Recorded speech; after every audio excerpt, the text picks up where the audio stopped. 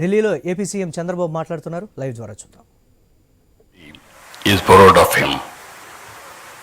He was a true Telugu bidda who reshaped the destiny of our great nation. Born in a humble family, that to farming family, he showed brilliance from a young age. He was a student leader, a freedom fighter, a scholar fluent in 17 languages.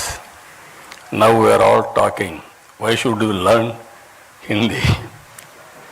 Not only he learned Hindi, he has learned 17 languages.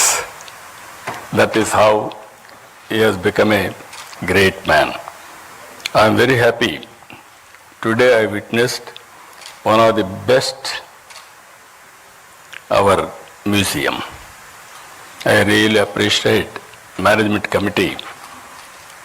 Now if you come here, who is who has brought what public policy, how it is reflecting on our lives, and also how it is going to reflect for future of all of us. If you go back again, his political journey, P.V.Narasimha Rao is a shining example of balanced and thoughtful leadership.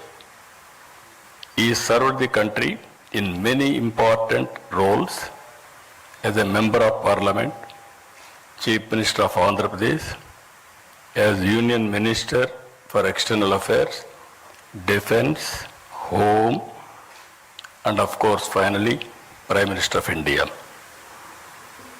Very few leaders have had such vast experience, who is aware of social, political and economic challenges country is facing. If you see here, post independence India, I am dividing two parts. One is from freedom to economic reforms. From economic reforms to now, post and pre-independent economic reforms. In the pre-economic reform era, before 1991, India followed a socialist economic model. Economy saw heavy regulations, restrictions known as license Raj. Foreign investments was limited and business faced a lot of hurdles. The economy grew very slowly, averaging at around 3 to 4%. These are all history. By 1991, India was facing major economic crisis. By mid-1991, our foreign exchange reserves hit in all-time low, just sufficient for few weeks to import diesel and petrol. We are forced to pledge our sovereign gold. It was time to bring in bold reforms and usher in a forward-looking public policy. Always I consider public policy is a deadly combination. If you evolve proper public policy and execute properly, then you can transform totally country's future or state's future. If you see here, as India was facing the challenge, major global challenges in policy and reforms were shaping the world.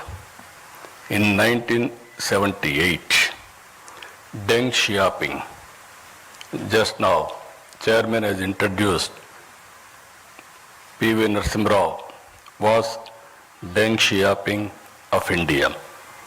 His philosophy, economic philosophy in China, which is summarized by the famous saying, always I used to quote this quotation, it should not matter if a cat is black or white. If it catches mice, it is a good cat. We are calculating if it is black, then it is even sometimes you will go back sentiments. So that is how he made summarize.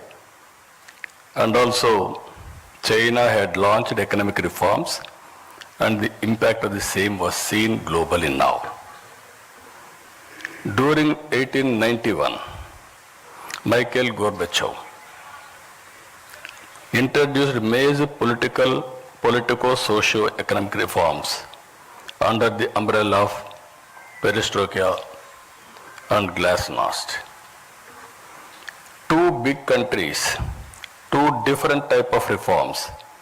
These two public policies took two countries in different directions.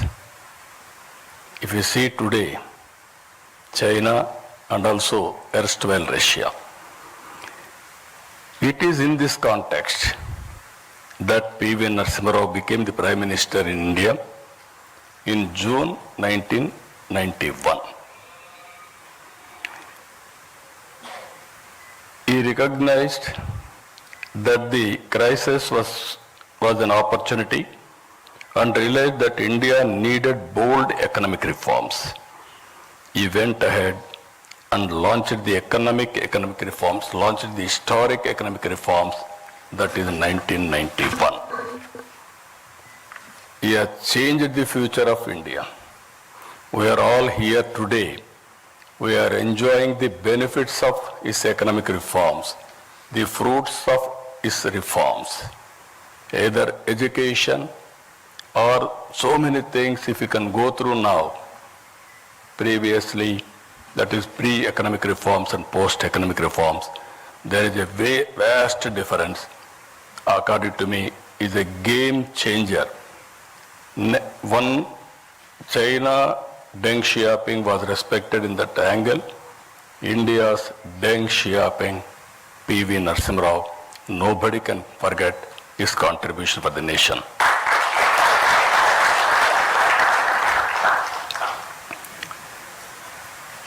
It is important to note that he was heading a minority government, not a comfortable government. To bring in bold reform, political consensus is required. Because of his political acumen, he was able to convince all stakeholders and bring consensus across all political parties beyond their political ideologies. Some intellectuals, friends are there, even media. At that time, India used to talk some parties are talking communism, some parties are talking capitalism, some people are talking socialism. But to convince all these people and bring in one platform, it's very difficult. That is the greatest achievement P.V. Narasimha Rao garu was able to achieve. I really compliment him. P.V. Narasimha Rao garu ended the license Raj and made it easier to start and run businesses. He opened up the Indian economy to foreign investment. He reduced import duties, simplified taxes, and allowed private and foreign players into many sectors. He removed restrictions on trade and brought in financial reforms. Thanks to reforms, India's balance of payments crisis was addressed. Economy opened up and started slowly growing steadily. The reforms helped improve the overall economic environment and set the stage for future growth. Because of these reforms, around 1995, IT revolution has come. Indians has taken first mover advantage in IT. And also today, we are having a windfall gain. That is where demographic dividend.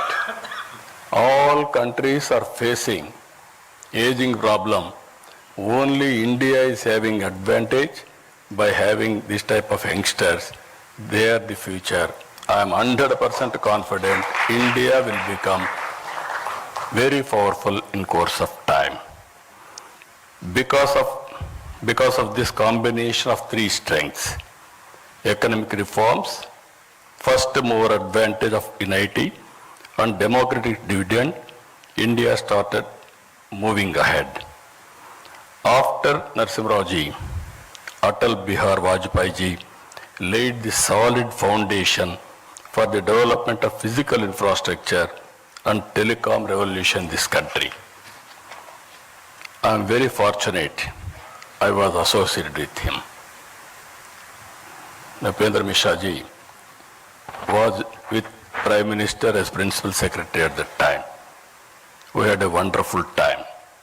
He was able to achieve major milestones in the field of infrastructure projects, national highways, airports, ports, power projects, telecom, and setting up of information technology and industrial parks to boost industrial production and exports. India witnessed, that was his era, nobody can forget about his contribution. India witnessed coalition governments from 1989 till 2014. Because of economic reforms, coalition governments were able to produce better results, which the governments with clear majority in the past were not able to produce. That is where I am saying pre-economic reforms and post-economic reforms, that is the power of public policy. A turning point came in 2014. The electorate gave a strong and clear mandate to a bold and visionary leader, Honorable Prime Minister Narendra Modi ji. He brought bold initiatives like Digital India, Make in India, Startup India, and Atmanirbhar Bharat. Under the leadership of Prime Minister Narendra Modi ji, India earned a new phase